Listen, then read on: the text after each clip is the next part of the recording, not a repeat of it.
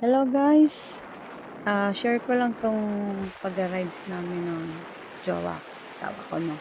Tingnan mo, napaka-smooth lang ng aming pag-rides. Yan ay Candelaria Road going to San Juan, Batangas. So tingnan nyo naman, napakaganda ng karsada.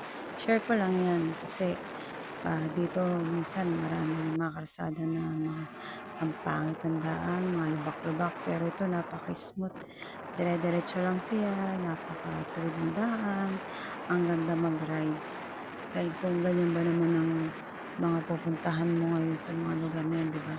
Napaka-smooth lang ng pag-drive ninyo. So, ayun, walang hassle, wala pang traffic, dire-diretso lang talaga. So, napakasarap sa feeling na minsan lumalabas ka, uh, baka punta ka ng ibang lugar, magra-rides ka lang, tapos tingin-tingin ka lang sa mga kapaligiran mo, tapos syempre ibang masalanghap mo naman na sariwang hangin, napakasarap sa feeling, di ba? Kaya that time sana dalit sa isang araw ulit o next ilang week, baka pasyal ulit sa ibang lugar naman. Yun lang, thank you.